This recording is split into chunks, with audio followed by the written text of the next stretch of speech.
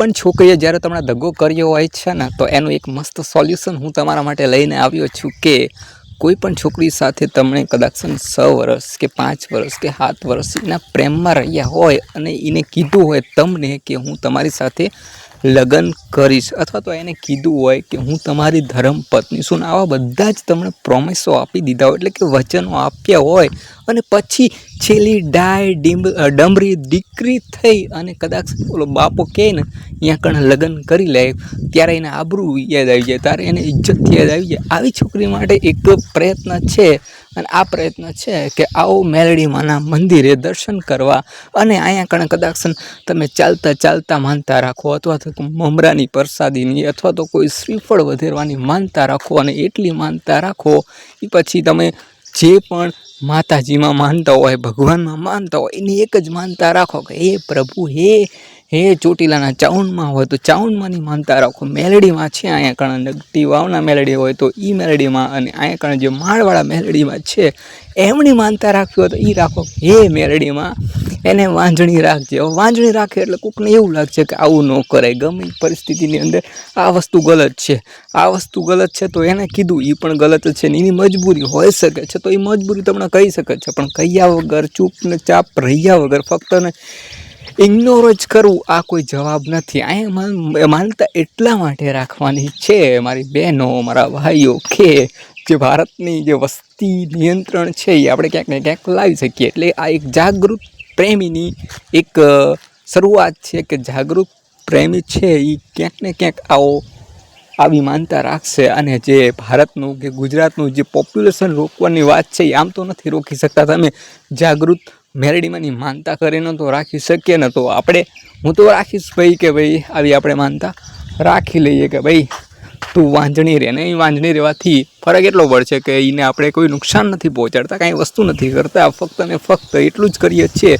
કે વસ્તી નિયંત્રણ થઈ શકે એક પ્રયાસ કરી રહ્યા છીએ. બાકી તમને મારા વિચાર ખરાબ લાગતા હોય તો કોમેન્ટમાં તમે મને કહી શકો છો. પણ તમારું શું કહેવું છે કે કોઈને લગ્નના પ્રોમિસ આપ્યા પછી ઓલો 7-8 વર્ષ કે 5 વર્ષ રાહ જોવે, ઘરે પણ લગ્નની ના પાડી દે, આવું બધું પ્રયાસ કરતા હોય છે ઘણા બધા છોકરા, અને પછી ઓલી છોકરી અચાનક ફરી ગયા, અથવા તો કોર્ટની અંદર જ્યારે એને લગ્ન કર્યા હોય અને લગ્ન કરવાના હોય, અને સામે પક્ષવાળા બે પક્ષ સામે આવે, ત્યારે છોકરી મા બાપની તરફ વહી જાય ને ઓલા છોકરાને બચારાને ઠંઠણ પાક ગોપાલ પાક ખવડાવી દે. ઘણા બધા આવા આપણે કિસ્સા જોતા હોય છે. અને કદાચ જે બાળક આવનારું છે એ તમને શું ખબર કે એને દુઃખ નથી મળવાનું, આપણે એનું મોત તો જોવાના જ નથી કદાચ, પણ કદાચ એનું મોત તો થવાનું છે, આપણું જેમ થવાનું છે એનું મોત થવાનું છે. અને આ સમયની અંદર ઘણા બધા દુઃખો હોય છે. એ પૈસા કમાવા કે કોઈ પણ વસ્તુની બાબત છે એની અંદર ક્યાંક ને ક્યાંક દર્દ હોય છે. તમે દર્દ નથી જોયું મારી બહેનો, મારા ભાઈઓ, તમે પણ દર્દ જોયું છે ને બધાએ દર્દ જોયું છે. તો જે તમારું બાળક છે એને પણ લાવીને કંઈક ને કંઈક તમારો દર્દ જ આપવાનો છે ને.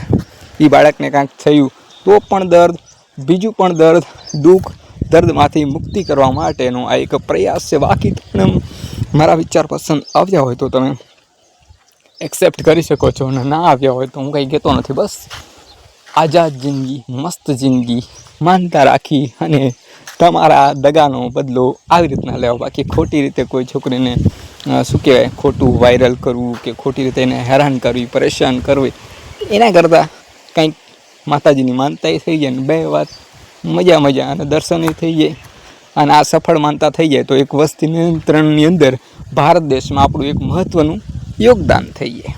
બાકી તમારું શું કહેવું છે કોમેન્ટમાં કહી શકો છો. બાકી ચેનલ ઉપર નવા હોય તો જય મેલડીમાં લખી અને ચેનલને સબસ્ક્રાઈબ કરી નાખજો. અને વિડીયો સારો લાગ્યો હોય મારી બહેનો, મારા ભાઈઓ, તો મોકલી દો, કારણ કે બહેનો આ તમારા માટે બચવા માટે છે. ખાસ કરીને જે છોકરીઓ છે જેના લગ્ન નથી થયા અને છોકરાને કારણ વગરના જે પ્રોમિસો આપી દે છે મગજનો ઉપયોગ કર્યા વગર કે આની પાછળ શું બની શકે છે, શું નથી બની શકતું, તો આવો પ્રયત્ન કરો. બાકી જય મેલડીમાં લખી નાખો અને ચેનલને સબસ્ક્રાઈબ કરી નાખો, અને વિડીયોને લાઇક કરી નાખો, અને શેર ઘરે પહોંચાડો, એટલે ખબર પડે કે ભાઈ હવે પ્રેમી જાગૃત થઈ ગયા છે, તો કંઈક ને કંઈક નવું લાવશે તમારા માટે. તો આ એક તમારી પરેશાની બની શકે છે. બાકી જુઓ તમે લોકો છે ને, જો કચરો કેટલો નીચે ફેંક્યો છે, આ સિસ્ટમ હોવી જોઈએ માળવાળા મેલડીમાં ને. ત્યાં હું આ વિડીયો દ્વારા એક કહેવા માગું છું કે કોઈ પણ જગ્યાએ કચરો ફેલાવો નહીં અને ડસ્ટબિન મૂકે અહીંયા કણે જેથી વધારે એક જગ્યાએ કચરો નાખે. બાકી તમારું શું કહેવું છે એ તમે કોમેન્ટમાં કહેજો. બાકી મેં કીધું ને, મેં શબ્દ જે પ્રયોગ કર્યો છે એ શબ્દ પ્રયોગ ખોટો નથી કર્યો, એ સારા માટે પ્રયોગ કર્યો છે. કારણ કે એક તો તમને દગો મળ્યો છે અને બીજા નંબરમાં એ કે એનો બદલો છે એ ખોટી રીતે લેવા કરતાં આવો કંઈક માનતા દ્વારા લેવો જેથી વસ્તી નિયંત્રણ, બાકી એને કાંઈ નુકસાન ન થાય એવી ન રાખવી માનતા. બાકી મજા કરો, મસ્ત રહો અને જિંદગીમાં એન્જોય કરો. मैंने टच किया